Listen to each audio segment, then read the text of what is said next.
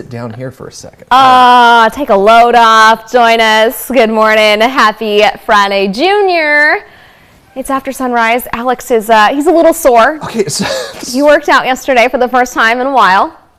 Will you hush? That is not true. It's not? When I would say a while, it was less than a week. Oh, okay. All right. I'm sorry, I thought you said it had been a little longer than that. All right, no, it has not been I'm not less than a week. I'm not criticizing you. Sound like you were. I haven't worked out since Sunday.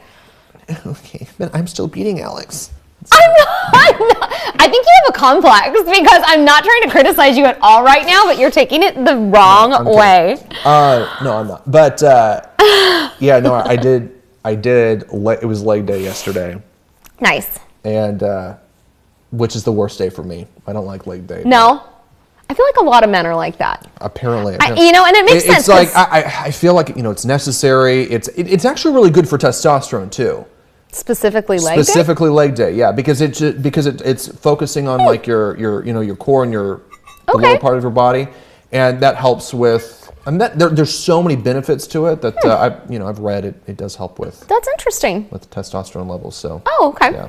Which is funny because a lot of guys hate leg day. I know, but they it's do. it's really good for us. You really need it. And you burn a lot of calories. That's so interesting. During a leg day. Like yesterday, I think I burned like 800 calories or something. That's wild. Like that, that's according to my watch. And how did you replenish those calories? I did not have a beer, I will say. That was St. Patrick's Day. So what I do after a workout is I have a protein shake that I try to start drinking within like 15 That's minutes. his goal for no.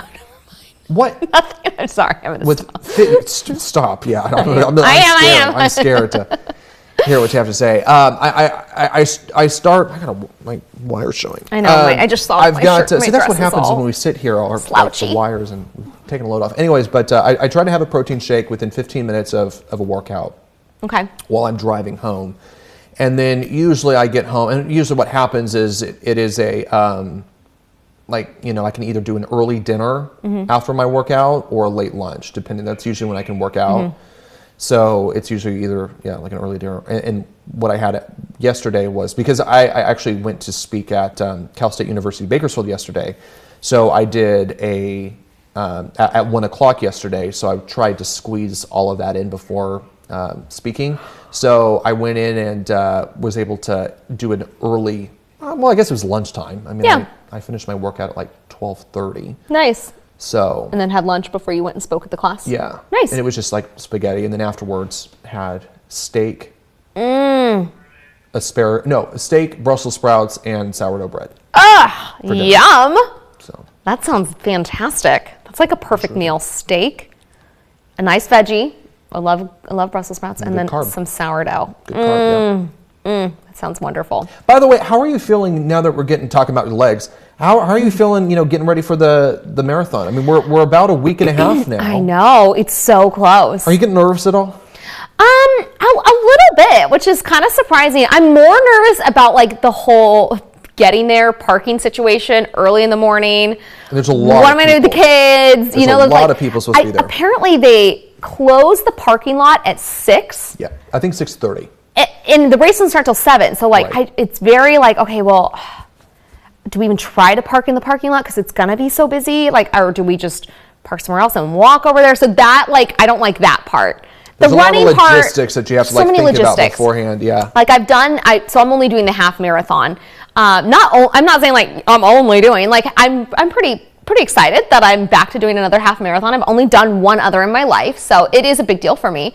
But I did 11 miles on Sunday. I've done 10, so I think the distance I've got I'm not gonna have to stop. I'm gonna be able to run it. And it's not like I'm competing for a time or anything like that. If I finish it, woohoo! That's huge. It's a good mentality to have too. I mean, you're just accomplishing 100%. You're not competing against anyone but yourself. Yeah. So, but I am very competitive. So in my mind, I am competing against myself in 2018. Yeah. I can't be slower than that. Well, and I know it's only going to be, I don't want to say uphill because there are some hills in the run. There's one hill at the beginning. Yeah, right? But it is at the beginning. I think once you go towards BC. Yeah. And then it That's a drops climb. off. And It's a climb. it is a climb. But I've been training in Tehachapi for the most part. So higher elevation where too. there's also lots of hills. Like I have to drive. I can't just run from my house if I want to avoid hills. So I've been running hills. I've been running with the elevation. I've been running in not great conditions. Cold, rain, mud. But I will sick, injured.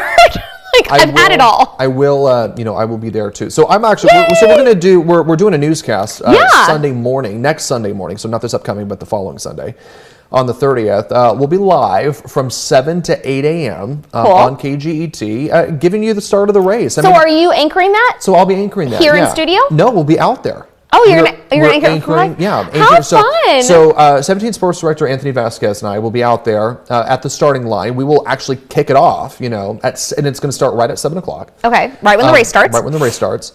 And so you'll see everyone, kind of start this journey. We'll be live on KGET 17 for an hour from 7 to 8, but then you can watch along with us until the race ends. You guys are going to continue at KGET.com? Yeah, we're going to continue on KGET.com and social media, so it'll be a lot of fun. So you'll be able to, watch it wherever you are. And keep in mind, even if you are not heading out to the race or if you're participating, this race is all over Bakersfield. So road closures are in place for a good portion of the day. Yeah. Even if you're not participating in it, you're probably going to see it. If you're going to be, for example, if your church is, in Sunday the morning. way, You're right. Just notice that. But I will be cheering you on, and I will be able to catch you. After you cross the finish line. Oh, yeah? To throw up. I've done that for I'm you about before. to throw up. Yeah, you were there. I was there at the end of the 2018 half. No, but I was Right? there also when we did the media mile for. Oh, that. Was it CASA, the CASA superhero run, and Maddie Jansen up in the front was just so excited to run this 1 mile, and the buzzer went off, and she sprinted again a mile. Way too fast. Way too fast. And then I was embarrassed to slow down. I was like, why did I start off so fast? Like, you idiot, you can't keep this up. But I'm like, I have a competitive mindset, and I'm like, can't slow down. So I sprinted until I about passed out. And the tortoise and the hare, who ended up winning? Yes. I would be the hare. I'm the tortoise. I would be the hare in that situation, unfortunately. Yeah, that was not my smartest move. Yeah. But that's not my plan. I'm going to pace myself for my 13 miles. I hope, because I ran a couple of weeks ago. I did my 10 miles, and I planned to take it slow, because they say for your long runs when you're training, just take it slow. Like, get a really easy pace, keep it going. And I started off, and I thought I was going at an easy pace, but I turned out I was going about a minute faster pace than I wanted to be going. But I was like, but it feels so great. I'm just going to keep it. I'm not. This doesn't feel like I'm overextending myself at all. So I kept it up for the first, 5 miles or so. And then all of a sudden I was like, okay, I'll slow back a little bit. And then by the time I hit the last 2-3 miles, I was struggling. I was so tired. It was running through mud, it felt like at that point. What's your biggest concern right now? Just I don't know, getting there and parking and getting it's to not even the race. No, it's yeah, usually it's the before, because that just stresses me out. Yeah. Getting places on time. I feel like there's just so much adrenaline that you haven't even experienced, because once you're part of the race and you've got hundreds of people around you, there's just that added adrenaline that you can't access right now. So that's so different. That and then also I've been struggling with feet injuries, that sort of thing. How many toenails do you have right now? I don't know, less than I should, that's for sure. You find a toenail somewhere in Kern County. It hurt. I run on my toes. I just can't help it. That's just how I run. And I've tried to fix my form, and that's just how I run. I just love that your kids now are calling you out and saying, Mom, don't show your feet. No, I did. Aren't they embarrassed of you now? I think probably. I borrowed Noah's slides the other day after my run and after his baseball practice. It's I don't want to put my tennis shoes back on to run into the store. Can I please just wear your slides? And he's like, Mom, I don't think anyone wants to see your feet. And he is correct. So I am buying all closed-toed sandals for the spring and the summer. Yeah, you can get some Crocs. Because I really do. I love running now. I love the feeling after. Again, like we talked about, I don't necessarily feel great while I'm doing it. But towards the end, it's like, I did that. And I love that feeling. And especially when it's nice out. So I'm going to try and keep it up. I'm not going to stop after the half. Like, that's my goal, like to hit 15 to 20 miles a week with runs. So obviously, time is running out. You have to continue to build up. And I know you taper off. Now I'm tapering off. Are you already tapering off? Yes. Okay. So like I did my 11 miles on Sunday. So you're gonna start tapering I'm going to do a off short one today. My long run this weekend's only going to be like 8. So that'll be my taper 1 week out from the race. And then I'll do a few short runs next week is all. Right. And then you're gearing up for... And then the 13 on the 30th. Yeah. So yeah, a week and a half out. I know. You know what today is? Of course, first day of spring. I know. So you actually have really good... Can we actually take this 7-day forecast, Adam? He's our show director. I just want to... Because we can talk about, look at what the first week of spring is going to look like. This is beautiful. Great running weather, too. Yeah. I mean, as you have rain in the forecast. I mean, obviously, it's going to be a little toasty. Your run but is going to be... we're running in the morning. No, I know, but for like Monday and Tuesday, Wednesday next week, if you're going to train, You'll want to do it training in the morning. afternoon, it's going to be pretty toasty. So just be aware of that. Yeah, But, that's true. I mean, this weekend, try to get you can take a nice run in the late morning, early afternoon. It'll be so pretty. It's just beautiful. This to me is like an A+ forecast. It is beautiful. And I don't mind it getting to high 80s. For just a couple days, But it's I fine. don't want to run when it's like 90. When it's high 80s, 90, I hate to run when it's hot. Yeah. I hate running in the heat. So I'll always try to get a run in the morning, especially if it's summertime. I mean, this weekend is going to be A+. I mean, you cannot beat that forecast. I mean, No. it's just... I'm going to do just so I'm good. definitely planning some things outside. What about you? Yeah, no, I'm going to try to spend as much time as I can outdoors. I already mentioned I'd like to go up to Kern River Valley. I keep talking about this. I've been talking about this You for said it, weeks yeah, for a now, few weeks. and then things just haven't worked out. But I really want to go up there and take. Actually, I'm sorry, he just took it down. Could you pull it back up? I want to see the 7-day forecast for the Kern River Valley. Okay, so that's Bakersfield, and then we'll go to. Oh, I'm moving the wrong graphic. See, this is why I need Kevin here or Elena. Okay, so hey. Since we're here, there's your forecast, Maddie. So It's chilly very today. nice. Chilly today. Okay, let's go to. But look at next week. Wow, that's so pretty. I am messing this up. So pretty. I'm moving Telemundo graphics Again. now. I can't- There it we is. go. Here's the Kern River Valley. Oh yeah, 74 on Sunday. I might do pretty. that. That is just On beautiful. Sunday? On Sunday leave here like at 10 a.m. And get up there and enjoy a nice afternoon. And then come home. So pretty. So pretty. yeah. Yeah, that's going to be gorgeous. I'm going to go. So Saturday, we have opening day for Tehachapi Little League. So I'm excited for those temperatures because it could be a whole lot colder. We've experienced in the last couple of years, like opening days been You'll still need a jacket, frigid. but it's going to be nice. Yeah. Yeah, it'll be sunny at least for the most part. So yeah, that'll be nice. And then we've got a birthday party at a park down here in Bakersfield in town. And then Sunday, I think I'm going to take a friend out and maybe go to like a little wine bar in Tehachapi. They have outdoor seating. Which for her wine birthday. bars do you like to go to up there? Because there's so many now. There are. So the one that's open on Sunday that I think I'll go to is an actual wine bar. It's called La Bodega de Castillo. And it's a newer one. It's by the toy store, if anyone knows where that is, just off the train tracks, kind of behind Conan's, just north of Conan's, the German bakery. So it's cute. And they have charcuterie trays and wines. Now, it's not like Tehachapi local wines, but they're really good still. And it's really cute place. She did an incredible job. It's a husband and wife who opened it up. He sadly passed away right before they opened it, but he got to see it come to fruition. And it's really cute. So gonna go there, I hope. That's my idea. And then, so Stray Leaves is really cute, and that's a winery that has like a tasting room / Right. wine bar with it. So they'll serve charcuterie and snacks and their wines, and that's in downtown Tehachapi, but I don't think they're open on Sundays. I think they're only open Thursday, Friday, Saturday. Pretty sure about them. But they have a nice outdoor area too. It's really cute.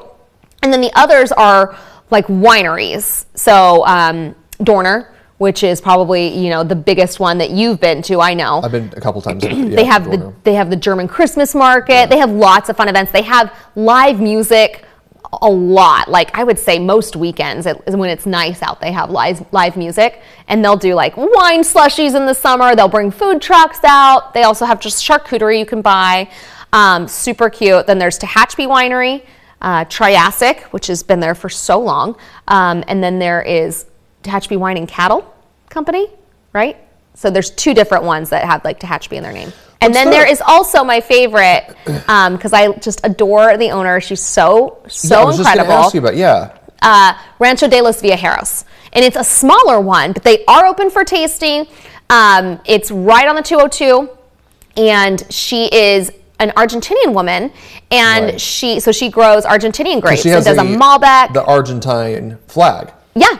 Yeah. And she's just incredible. Her name is Ilda Vaja, and I love her. I did a story with her probably a decade ago when she was one of the first opening up there. She has a smaller number of vines, so she doesn't produce as much wine as the other wineries, which is probably why it's not as well known. But I love her wine. Her Malbec's wonderful. She does a rosé in the summer, which is really great.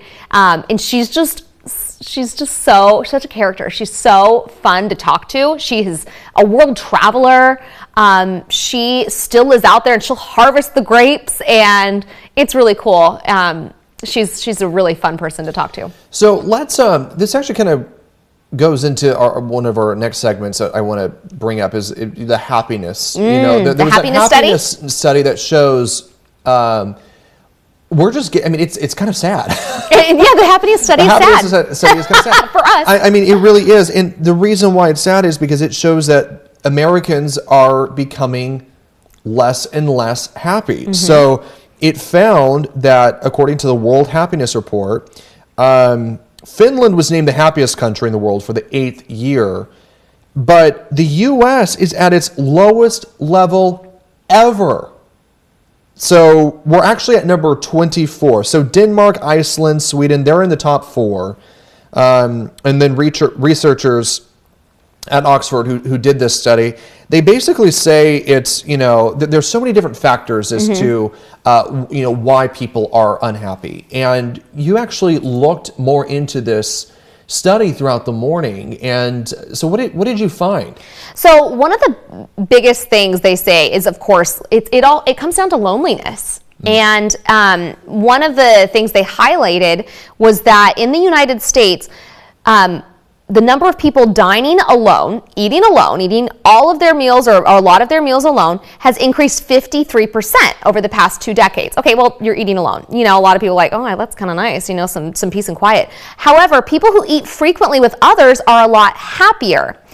And trends toward increased loneliness are most evident among young people. Normally, you would think it's the older population who, are maybe getting lonelier. But what we're seeing here in the U.S. is it's young people who are getting lonelier. These newer generations are growing up lonely. And that's because of social media, because it is not a replacement for in-person social connections, but it takes up so much of your time that it does take the place of in-person social connections. You think you don't need those in-person friendships because you think like, oh, well, my digital friendships, those suffice. But that's not the case. That's not what we see according to how it impacts our mental health, how it impacts our happiness.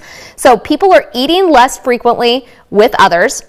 And this was interesting. Latin American societies are often characterized by larger household sizes, right? The number of people you live with. Well, up to having 4 or 5 people in your house, that they found that the increased number makes you happier. You're more likely to feel more content. You're surrounded by more people.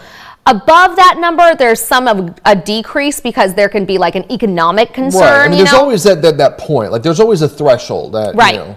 That money does Yeah. lead to increased happiness up to a point where you feel secure. After that, we were talking this morning, the returns are diminished the more money you make, actually. More money doesn't make you happier past like that feeling of security.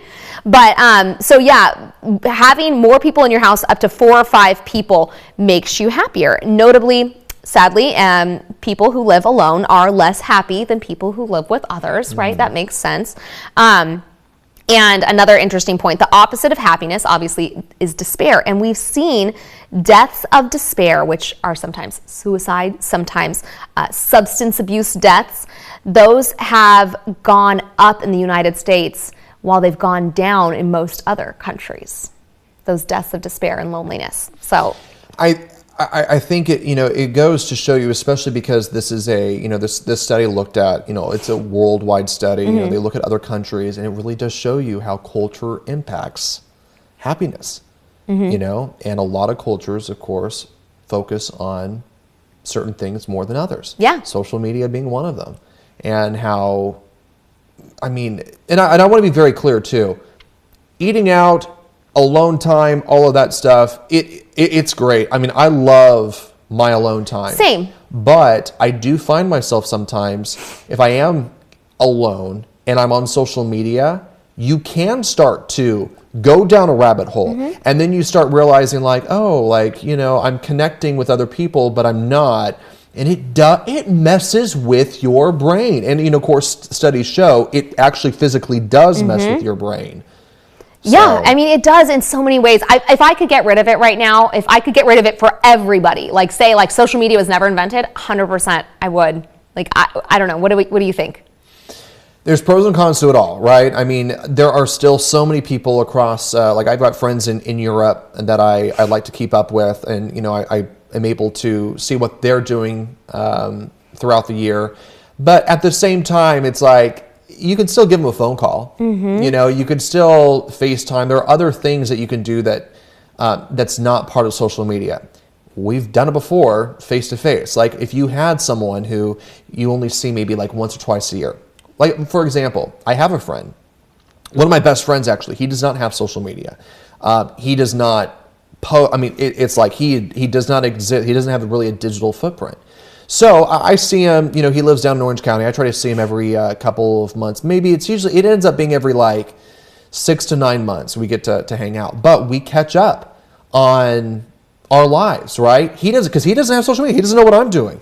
And so we'll catch up. We'll, you know, talk on the phone for sometimes an hour and a half, 2 hours, catching up. If we get together, you know, we show each other the pictures that we've taken over the last several months and whatnot. And so, and it's like you're caught up. But also, It's like everything that yeah. And you caught up together Face to face. instead of alone. Yeah. So you're catching up. You're staying in touch with these people, perhaps, who like, you know, when you use social media to stay in touch with people, but you're doing it alone. I think it's I don't want to say, because this is going to sound really bad, but it is I won't use lazy, I'll say convenient. It's a convenient way to keep in touch with a bunch of people. Right. So Right? more, So you not can keep in quality. touch Higher with the- quantity, lower quality. Quantity versus quality. And I think what the study kind of shows is that like, we don't need quantity. We Right. don't need quantity. We've got a lot of people that we know. We know a lot of people. We don't know a lot of people though, to the extent that we should, Right. in order to connect. And so, yeah. And I think that not having that social media to connect you actually leads to more meaningful in-person relationships. Because if I already know everything you're doing because I'm just watching it on your social media, I don't really What is have there as to much talk to about? talk about with you when we're in person, right? Does that make sense? Like Yeah, no, I it does. don't have as much to talk about. 'Cause, oh yeah, I went here. Oh yeah, I saw that. Yeah. Okay. Oh yeah, my kid got an award. Oh yeah, I saw that. Like I don't know. I feel like it diminishes and it takes away from in-person conversations and relationships a lot. There's so many downsides to me that any benefit, I can't see it being worth it. I do wonder though and I think we are seeing this in certain environments, that a lot of restaurants, and maybe this is, I know this is happening across the country, but I think Bakersfield has done a really good job at making like a lot of the new establishments where you can eat and drink places to hang out, right? They're creating these experiences that are focused around, I mean, like think about like, for example, Luigi's. I mean, this is like, Luigi's is literally, they always talk about like, this is a place, you know, where friends meet, Yeah. right? The idea is that you are together, you're talking, round table, obviously very European, very, I mean, this is where this comes from, right? 'Cause you're not just talking with the people you came with. Exactly. That's what's cool. You're just mixing and mingling with people, Yeah. and you're creating, you know, deeper connections Yeah. with people. And so it's so much more than just an elevator pitch, or like you're just being friendly with someone. You're actually connecting with others. And I think that is so good. I think that's one of the reasons why, you know, especially like a lot of our Basque restaurants in Bakersfield, that's one of the reasons why they are so popular to this day. We're not Basque, and we love going to these places.